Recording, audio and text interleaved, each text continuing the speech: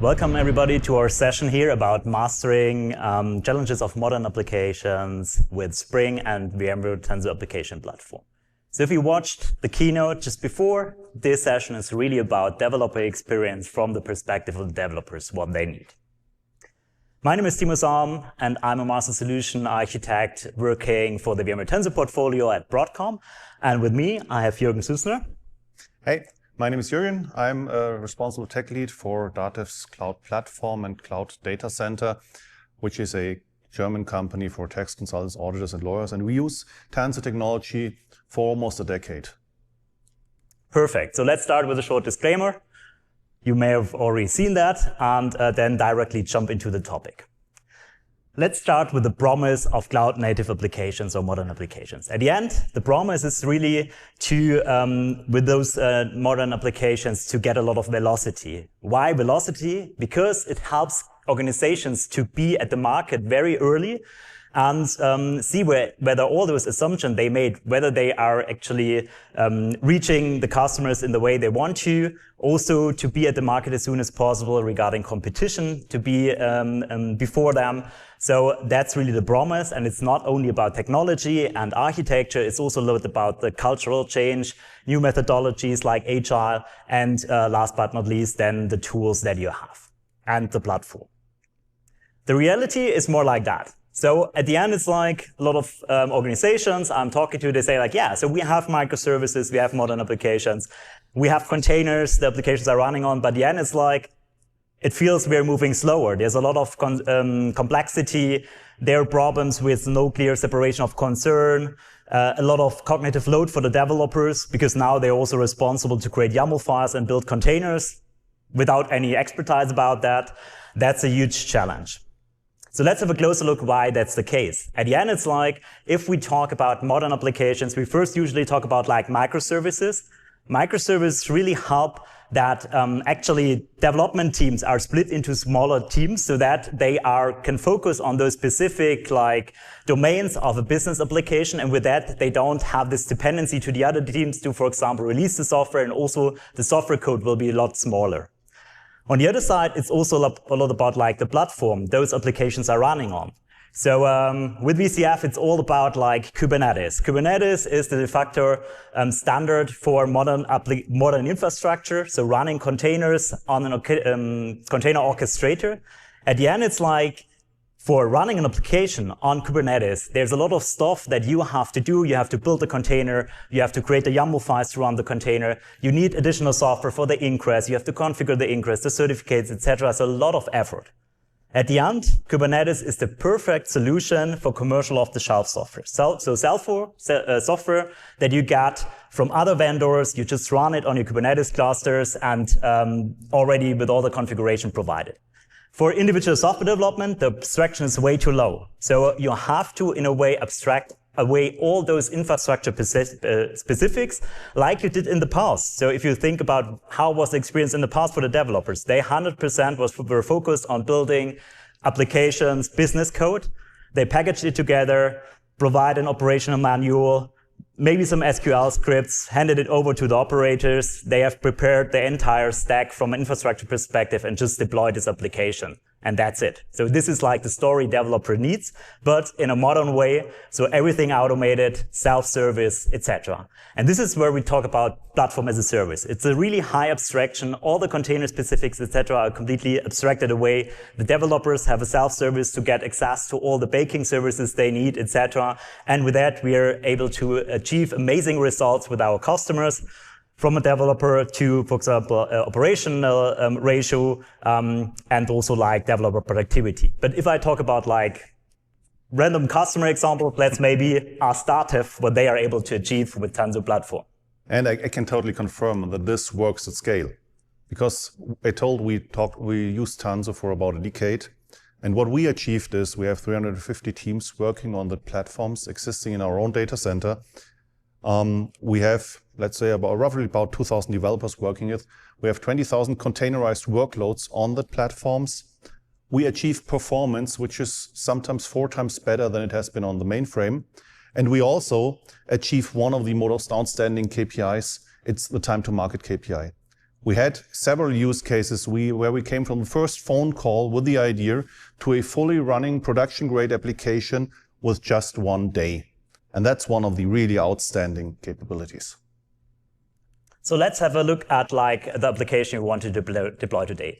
It's a standard, I would say, typical modern application. We have 3 microservices.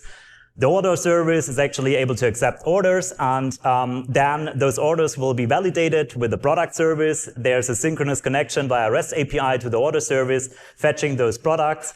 We have asynchronous messaging between the order service and the shipping service based on RabbitMQ, which is a very popular message broker from us.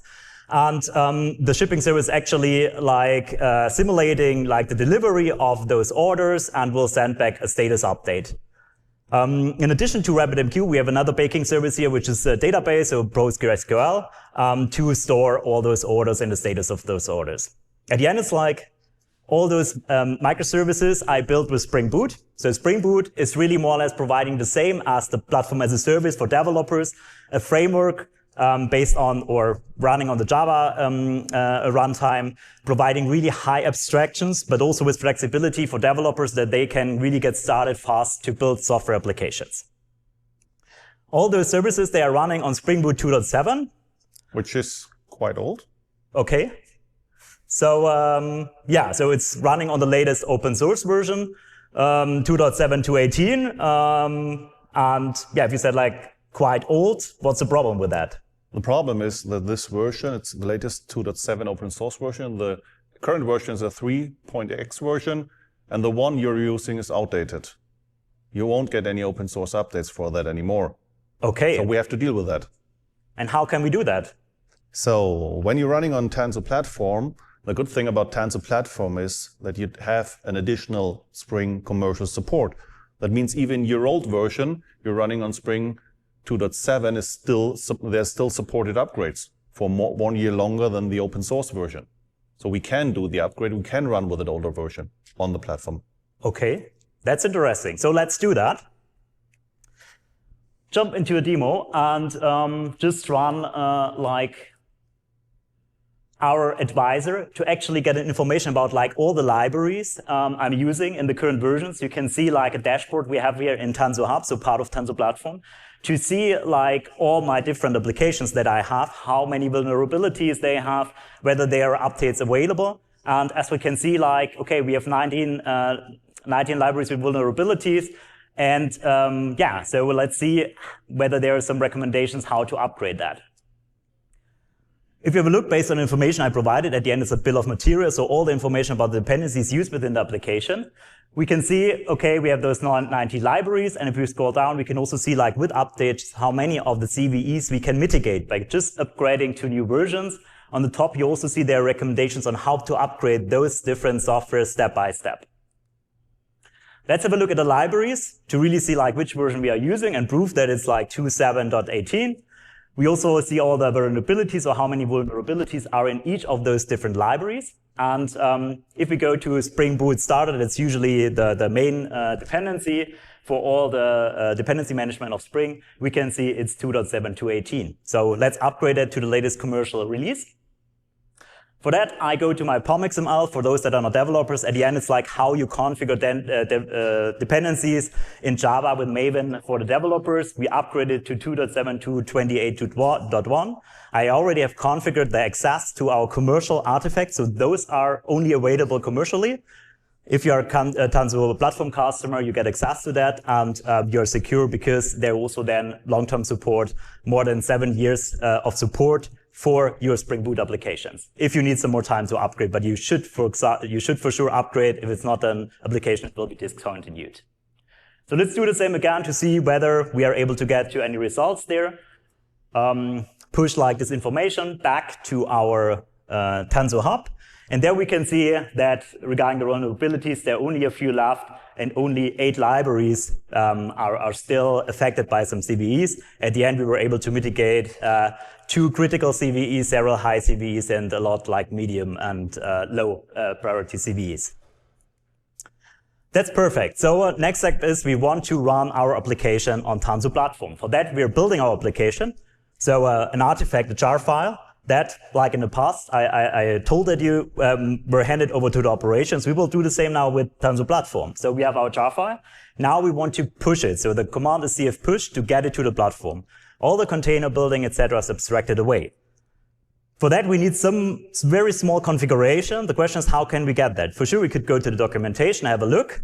But wouldn't it be easier to have something that just generates that based on the information in the POM file as a starter? And yeah, we have that something available with the advisor advice CLI. You can see there are several advisors, so I could actually upgrade to Java.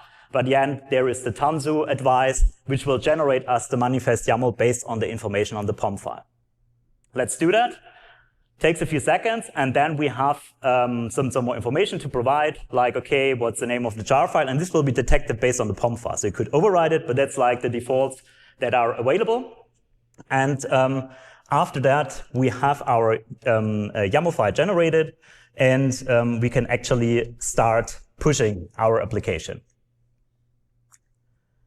So let's do that, and we will reference this manifest. You could also, so it's a temporary location, but you can actually copy this file to like the main folder, but here we are referencing this temp location here. We're pushing it, and you can see the configuration. You can, for example, that it identified that it's using Java 8, which has to be provided to the platform to be able to build the container. Now we do the push. So really like, here's the source code, deploy it for me, and after that we will get a URL where we can call our application. So it's that easy. No container building, Docker file, no YAMLs. At the end, oh, unfortunately it failed. So that's not good. But we can see here, based on the Outlook, there's a logs command, which is also available in the UI. So have a look at the logs. What is the problem? At the end, if we read through the logs, the problem is that unfortunately we forgot to configure a database, which, if you like remember from the image I showed about the architecture, there was a database. So that's something we have to configure, but let's first have a look at what actually or how CF push works underneath. So what you just saw about that magic, how that container is created, is issued by something called a build pack. Build packs in a Tanzu platform allow you to run various types of applications in that containerized world, and the build pack does all the container creation magic for you. You have two types of build packs: classic build packs, for example, supporting Spring workload, supporting Python workload, even native workloads, binary workloads are supported on the platform as well. And these build packs are responsible for adding all the necessary dependencies you would have to have in your environment, like the runtime, like the JVM, like all the stuff that is not in your packaged application, but necessary to run your application. And the good thing about build packs is they're extensible. You can create your own build packs if you want to. What we as Datev does is we created Java Enterprise build packs, for example, to allow the easy portability of a WebSphere Enterprise environment towards the cloud platform with almost no changes to the application itself. So you basically can run the existing Java Enterprise application on the platform as well. Build packs are also stackable, so you can create build packs upon each other to apply multiple build packs to an application, to have an application that needs Java libraries and Python libraries, for example, at once. And therefore, we created a lot of build packs to adopt the Tanzu foundation to the types of workload we have at our company. So especially for streamlined applications, the standard Spring Boot database-based application, build packs are the easiest way to get them running in a containerized environment without even having to care about how the container is created. Perfect. So, and yeah, so this new standard of build packs, cloud native build packs, it's available with 2.10, so the latest version of Tanzu Platform. And actually, we already have support since Spring Boot 3.2 for cloud native build packs within Spring. So via this Spring Boot plugin, you can easily create container images without Docker files from your Spring application to, for example, test them on your computer. With Tanzu Platform, we have like the enterprise-ready solution to then build the containers and run it on a real platform. So yeah, let's talk about like the baking services. Because of that, our application actually failed. So yeah, what's about the baking services? How can I get access to them? You need to get access to a database and to your RabbitMQ. And the thing is, in the former times, you have to file a ticket to the database team. Hey, give me a database, create me a user account, give me the URL I'm allowed to connect to. And that is what is much more easy in Tanzu Platform. You have that integrated marketplace, you have that one-click availability of every baking service you would need. Like you go to the marketplace, click the button, and you get your own Postgre database instance, the credentials you need, the URL you need to connect. Same with RabbitMQ, and same with any other baking services you need. And the good thing about that, it's also extensible. You can add your own services. What we as the company did, we added services for access to a DB2. Even the capability of spinning up a DB2 on the mainframe, providing credentials to that with a click of a button from that UI. And not only with a click of the button from that UI, but with a CF command, with the fully automated capabilities of embedding these platforms in your existing infrastructure and connecting it to every existing infrastructure you have. Perfect. So let's have a closer look how that works. So you can see here, that's the UI of Tanzu Platform, the so-called apps manager. We can see there are plenty of services available, and the services that we provide, like PostgreSQL, MySQL, RabbitMQ, Valky, so like the open source version of Redis, those are solutions you directly get access to with Tanzu Platform. You can just select as a developer a specific service, configure it, directly bind it to the application so that the applications will be provided, and the same is for sure available also from the CLI. So we can see here we have the CF marketplace command. We can then actually figure out which types of different services are available under which plans. So for example, a high availability database, or just like for testing, a non-high availability database. We can create it with the CF create service command. So the self-service, for sure, it takes a few seconds. So that's a little bit accelerated here because of the fact this instance will be really created. So based on virtual machines. The same with RabbitMQ. So we're just creating that for this application. And afterwards, we do the binding. So like that those credentials will be automatically provided to the application. And at the end, it's like after we have that, so we have bound the application, we have created it, we only have to either push the application if we can, if we have source code changes. In our case, we don't, because it's like our application, it's configured. So it's not configured because that's what we've done by the bindings, but it like has all the dependencies, all the implementation to use the database. And therefore, the only thing we have to do is to actually restage it, which means it's like that the runtime artifact will be recreated based on the environment variables that will be attached by the binding. At the end, it's like you can see our application is now running, so no failure. We can also check like CF services to see the status. We can see all the services bound to those data services. They are healthy. Let's prove that it's healthy. Just use like this API that we have to get the orders. So it's okay, status code okay. There are no orders because we didn't create one, but we can see it actually worked, which is great. So just like developers via self-service creating those different baking services, binding it to them, and then they have access to that, don't have to care about any of the credentials, and they are securely saved in a Cred Hub, which is like a security store for credentials. So yeah, what else regarding baking services? Yeah.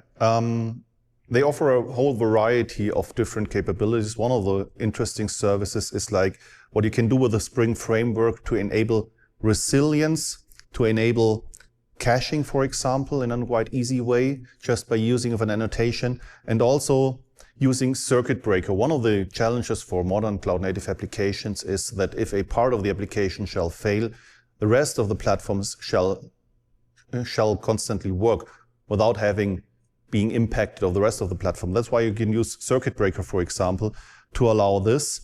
And what we as a company do is we operate the platforms in a 3 availability zone configuration.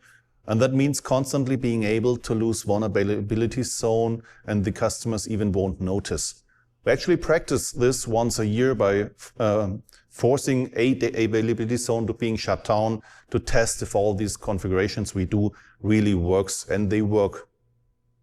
Perfect. So yeah, at the end, it's like for example, for caching, we have also a variety of solutions available on Tanzu Platform as baking services.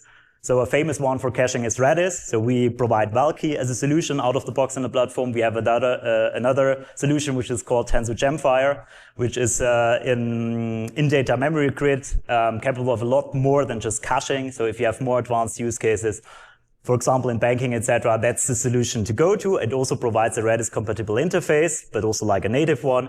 And therefore, the implementation I show you here for the Spring application, it would be the same if you're not using specific like capabilities of Gemfire. So let's jump in a demo and have a closer look how to do that. At the end, it's like with my dependencies, what I have to do, I have to add the caching dependency for Spring Boot. I have to actually also configure the Spring Data Redis. In this case, as said, this also works with Gemfire because of the Redis compatible API. And last but not least, because of the fact that this is like the circuit breaking dependency is a Spring Cloud dependency, I also have to configure, as you can see here, a different bill of materials, so where all the compatible versions are actually managed. From a coding perspective, there's not too much to do. At the end, it's like I have to enable the caching with the add enable caching annotation. And if we have that, the next thing is to do to really define where we want to cache. So one idea or good idea to cache is like on the database level. You can see we also have very handy annotations for that. At cacheable, I define the name of the cache. And I also have the capabilities to do a cache evict, which is an annotation to clear the cache. In this case, if I save a new order, I just delete all the caches. Because of the fact that it's a distributed cache, at the end, it's like this will be the case also for all the other microservices. And another caching, I would say, endpoint of what we'd like to cache is the REST call to the product service, because those products usually don't change too often. For that, it's very similar. We have the cacheable annotation. Here I also have some condition that is like, if there are no products, please don't cache, because hopefully they will come soon. And therefore, I directly want to have always this call until I have products. The other thing you can see here is the circuit breaking. At the end, it's like circuit breaking is about if, for example, your application runs in a timeout. The circuit breaker will ensure that your application is not calling this every time and not, for example, if the service wants to get back, overflowing it with requests, and therefore it waits, and actually you have this fallback method. What it do in the fallback button is, as you can see, I provide just an empty list, and here I just raise this validation exception, which has a special message. So this is just like a business code example, which we'll see hopefully now in the sample that this will really work. So our circuit breaking, I configured the product service with a mock service that's just providing a 403 service unavailable. So yeah, let's see whether that works. First thing I have to do from a platform side before deployment, I have to create this cache. So I also use the self-service we have with Tanzu Platform, create this Redis instance, or underneath it's a val key as an open source solution. We bind it. I then, after that, build my application because I have new source code, and deploy the application with CF push. At the end, it's like you saw that with minimal code, I can achieve really this resilience for baking service failures. And at the end, it's like we can also then, based on the logs, we have see that the circuit breaking works, also from the response that I put here in the business code. And at the end, also we can see that the caching works based on logs we have there. So let's just call this URL, and then let's get to the next topic because of the time. But you can see I will just want to create a new order here, and the result will be internal server error, but we can see that the exception is based on the exception I raised based on an empty product. And also in the logs, we can see this log entry for the fallback I provided for the circuit breaking. Okay. Perfect. So you can see here, now we have those additional capabilities. So we have one more baking service. We have caching, circuit breaking for the database and the REST service. What's next?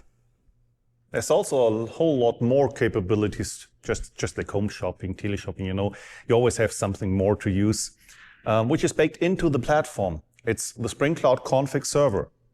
We have seen that changing configurations of applications requires a restart of the application. With Spring Cloud config server, if you incorporate that in your application, it will allow you to store your configuration safely and securely in a Git repo, for example, having a Git flow, GitOps process to maintain that configuration. And once it's updated, it gets reflected in all the running applications. An easy way to store configuration outside. Having complex microservice meshes, you could use Spring Cloud Service Registry. These will enable you to register your microservices as a central registry and look them up. That makes it easy for you to use microservice versioning, for example, to have multiple versions of the same service with different interfaces, to even have resiliency. If one of these instances fails, you can fail over to another one. And last but not least, my favorite one, the Spring Cloud Gateway. I call it the Swiss Army knife of cloud development because it can do really a lot with it. You can help adding configurable authentication to services. You can add load balancing to service. You can get caching to an existing service you won't modify by just wrapping it in a Spring Cloud Gateway and doing all the caching there. You can even do caching for legacy service outside the platform within a Spring Cloud Gateway. And you can do really a ton of more different things with these really simple lightweight gateway, and you just need 5 lines of code to build up a Spring Cloud Gateway. Okay, so let's see how easy it's to integrate them with Spring. At the end, it's like those are Spring native solutions, I would say, or components required for more or less any, I would say, typical Spring Cloud application. So we start, as always, like with adding the related dependency. In this case, we use specific ones with Pivotal, so back in the times. When Pivotal like provided the services, at the end it's like what's special compared to the open source ones is that here is also the credential management with the bindings included. So that would not work with like the open source ones. For that, we also have to define this bill of material. Okay, so let's move on. At the end, it's like you can see here our configuration that we had before. So to get this to this 403, I was using a mock service. But now we have like this config service. So we can provide the configuration via Git, which is the case here. For the order service, I just defined / product service, which is then in a way translated into an IP by the service registry. Also for the product service, I define other products. And this will be then actually provided by the config server to the application. The only thing I do in the application source code is, in this case, I want to have the load balance REST template. So I have client-side load balancing with just this annotation via the service registry to the product service if I would have multiple instances there. Okay, after I have that, let's just run this example and see what the outcome is. For sure, we first have to create those 2 services. So we didn't mention Spring Cloud Gateway yet because it's an API gateway. It's sitting in front of the application. So there are no dependencies to those different microservices. But I'm also, as you can see, creating the gateway here. And for the service, the config service, you can see I configure this Git repository I have with this folder where I have the externalized configuration. I bind the services. For the binding to the gateway, I define under which actually URL this service is available. So at the end, you are hiding all those different microservices behind one endpoint. And the benefit of that is that you don't expose internal information. I then rebuild my application, push it with all those changes.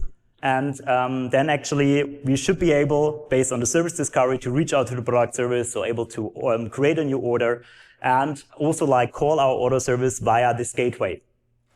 With a gateway, you can configure a lot of stuff like also circuit breaking, retries, single sign-on, etc. So it's really mighty. And at the end, you can see we were able to create the order. That's great. And everything more or less worked or provided those additional information we have from the config server, plus service registry and the gateway routing it to the direct endpoint. Okay, so I have service registry. I enabled client-side load balancing, but I currently have 1 instance of the product service. So how can I increase the number of instances? Because in Cloud Native, we are scaling horizontally and not vertically, so not by putting more resources into the VMs. We have more like instances running. How can I do that with Tanzu Platform? Having 1 instance is probably not such a good idea, because having a multi-availability zone setup, these instances might fail and it will be restarted by the platform, but there will be a noticeable delay to your customer. And what you simply can use from a Tanzu Platform perspective, you can do the manual scaling, CF scale my application to 3 instances. That would mean the platform would spin up 3 containers of your application and distribute them among all the failure zones, among all the availability zones. And you don't even have to do that manually, you can do that fully automatically. That auto-scaling feature means measuring CPU consumption, CPU utilization, memory consumption, or even custom-based metrics, and scaling upon that custom metrics either up or down within certain boundaries. That means, for example, if your applications are fed by a Kafka topic or a MQ, and you measure the queue depth and scale according to the queue depth, you can easily create a system that adjusts to the existing workload. Perfect. So this means I have all the capabilities I need, but there's one thing regarding autoscaling. So an important aspect of autoscaling, especially it's going close to zero, is that you want to scale up very fast for robustness and also like in a way down, graceful shutdown to actually ensure that you can also scale down and all the connections, etc. are closed. Yeah, and therefore the problem will be your existing Spring 2.7 version is way too old for this. Okay, yeah, but it's like, I know that with Java, there are a lot of new technologies available to actually solve the problem of the JVM and Java applications with the startup time and also memory consumption. So it's like we have GraalVM native images as one solution, being able to build your JVM-based application as a real native machine code application, and with that able to improve the startup time from like 10 seconds to 150 milliseconds, and similar like the memory amount from 300 megabytes to 80 megabytes. The only thing is that all of those different technologies, they have drawbacks. So for example, GraalVM native images, even if it sounds amazing, you're not able to use dynamic features like reflection, and also the developer productivity is really not good, so it takes a lot of time to build those images. And because of that, there are other like solutions available with less drawbacks, but also less outcomes. And one of them is, for example, the new AOT cache, which is based on class data sharing. So introduced in Java 24 with more enhancement coming in the future. We will now actually show how CDS works via Tanzu Platform, because we have built-in support. And as soon as Java 24 is available via the build packs or Java 25, for sure we also provide AOT cache, which is really a solution with minimal or no code changes. The problem with the upgrades at the end is like, okay, I'm on 2.7. All those features with Spring are supported from Spring Boot 3.3 or 4. So therefore, I have to upgrade my Spring application. So sooner or later, if it's not like it will be discontinued without the commercial support cycle, I have to upgrade. For that, we have an amazing solution, which is called Spring Application Advisors. I already used it for some aspects, as you saw the Advisor CLI before. Create a manifest file, get like this information for the Tanzu Hub regarding my vulnerabilities, etc. At the end, it's based on open rewrite. So you may know some solutions like dependent bot, etc. They just increase like the versions of your dependencies within Spring or also like Node.js, etc. But what they don't do is also like make your code compatible with those new versions. And especially not in a way that it's like, if it's changed, that it's still like the same behavior as before, and also helping you with doing the upgrade step by step. And that's all we solve with a Spring Application Advisor, which is based on open rewrite, an open source solution for those so-called recipes to upgrade specific types of codes and library based on version jumps. So let's have a look, and that's a commercial feature of Spring available to all Tanzu Platform users. So if you already have Tanzu Platform and customers and they are not aware of that, they should have a closer look. What we first want to do is let's scale our application that you saw it. Like, okay, we scale the product service. Now the client-side load balancing makes a lot more sense. The next thing we want to do is really have a closer look like at Spring Application Advisor. Okay, let's validate it. And first, let's have a look at the current times. I just have to get closer to see it. But it's about 16 seconds startup time we currently have with 2.7.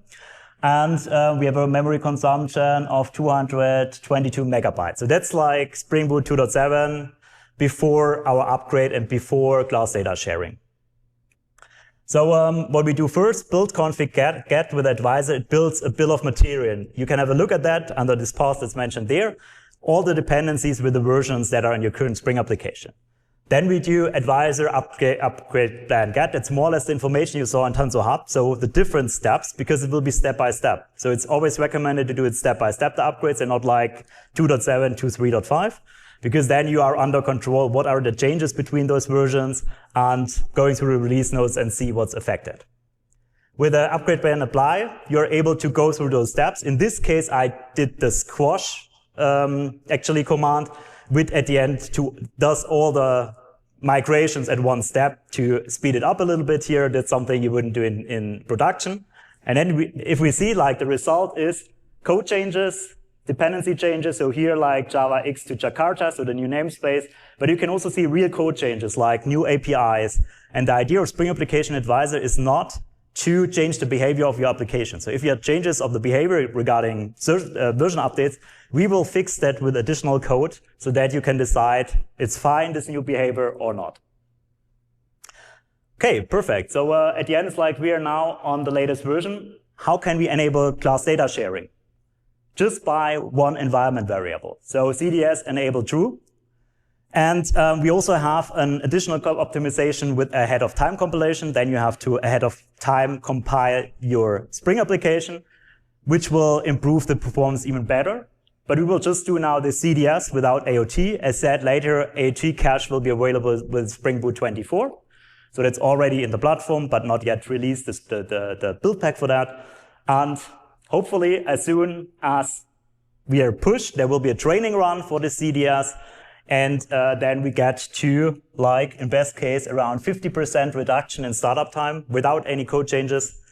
Similar memory, also like 50% reduction. And you can assume if you have a lot of instances that are horizontally scaled, like 50% of memory is a huge improvement from a cost perspective. So that's great. What else do we have with Tanzu Platform? Yeah, to make it a fully production-grade application, we need observability. Observability, metrics, logs. The platform offers you all the flexibility you need to stream that metrics and logs to your preferred log management system. Either if it's open telemetry like Grafana Prometheus, or if it's a log management system like Splunk, you can attach whatever you need to the platform. You can see last couple of hours of logs in the platform itself by direct debugging, for example, and you can stream it for longer retention times on any log management system you like. Also security, you need security in the platform. And what you give from the build pack approach, from all that level of approach, you just have to care about your Spring application. The rest is maintained by the platform. The existing container images, the underlying infrastructure, everything of that is maintained by the platform and secured by the platform itself. And you also get a lot of information and availability about your security posture of your running applications as well. If you want to, you can add the favorite agent of your choice you want to connect it to your security system as well. There are a lot of agents already pre-baked into the build packs, like agents for app dynamics, like New Relic, or whatever you want as a monitoring and security observability system. You just have to enable it as a feature. Okay, so that's amazing. Now we are production ready. There's one topic we didn't talk about. What could it be? The standard topic. No clue? It's about AI at the end. So there has to be AI everywhere. Yeah, sure. Also with Tanzu Platform. At the end, it's like we just in May released the GA of Spring AI. So really providing those thousands, millions of Java developers using the Spring framework, which is like 80% of applications running on the JVM, access to enterprise Gen AI. Which means that then it's like all the Gen AI capabilities, the models, etc., they're usually provided via REST APIs. So it's a lot about like integrating those REST APIs very well and easy into Spring applications, plus advanced patterns, providing, for example, access to vector stores for retrieval augmented generation, things like tool calling. All that is what we provide with Spring AI, as always, like completely abstracted away from which provider you're using, able to really easy switch that. How does it look like on the platform side? What do we offer there? With Spring AI, you get all the things you need to easily connect your application to existing large language models by the same simplicity like you would be able to spin up a database. You go to the marketplace, get your instance, your access to a large language model, and it's simply bound to the application and the credentials have been delivered to the application. So you simply can use it within Spring AI. Perfect. So at the end, it's like what we deliver on Tanzu Platform with a so-called Gen AI tile is an AI middleware backed into the platform. It can run large language models on your data centers for you. It can connect to any cloud provider commonly used, all with security in mind. Also things like rate limiting to ensure that it's like if some customers are using your platform, it doesn't like there's no usage, I would say, more than the spend or the cloud spend that you have. All that is baked into Tanzu Platform so that developers really can start iterating on those use cases that are relevant for Gen AI. So for sure, we also prepared a demo here. Spring perspective. The only thing I have to do, I have to know which provider I'd like to use. The nice thing about this middleware we have is that it's providing an open AI compatible API for all the different large language models that you can deploy there, which means you only need this OpenAI dependency for Spring AI. You have a little bit of configuration, like which model you use, because you could also have different providers within one application. So I want to have OpenAI for example, the chat, but I want to have a different embedding model provider or also like a different image model provider. So in this case, I only want to have a chat functionality. I have some basic configuration like the temperature. I'd like to use temperatures like more or less how random in a way the response will be. And then usually I have an API key for sure with all the binding capabilities we have at Tanzu Platform. Developers don't have to care about that. So that's this API keys, etc. They will be automatically set. Let's have a look at the implementation perspective. Like with REST template, you have to define a client. In this case, not too much default configuration, but you can have system prompts, etc. From implementation perspective, so I want to provide this chat capabilities for my order service. It's like those 5 lines of code. I have this chat client. I create start an conversation with an AI model via this prompt method. I define the user prompt, which will be in our case like please provide me the status of the latest order. Tool calling is a functionality to actually provide real data from your databases, etc., to the large language model. So we define it here with this add tool annotation, fetches orders. This information based on those annotations will be sent to the large language model. The large language model will decide whether it needs this information, sends a response back to our code, please call this method for me. The response will be sent back to the large language model. With that information, it can answer our prompt. So it will be like, yes, please give me those orders because otherwise I cannot answer the question what the status of those is. We will send the orders back and then it can respond like with natural language about like those status of the orders. So it's really like those few lines of code and we have a chatbot functionality. For sure, we want to see how that works on platform side. First, this is on the right, you can see the Gen AI tile. We have, from an operator perspective, the configuration of all the models that should be available. So whether running on premises, deployed by like the Gen AI tile or OpenAI, we can define the capabilities the model has, and also things like more advanced configuration, the context length, etc. And then based on the plans, we can configure actually also things like rate limiting, etc. for those models that we have here. So everything like enterprise ready configured for the developers that they just, as before, use it as a self-service, having those different models they are allowed to use. And they can create them with a create service command. As before, we recreate our application and directly push it, in this case. And then hopefully our chatbot will just work.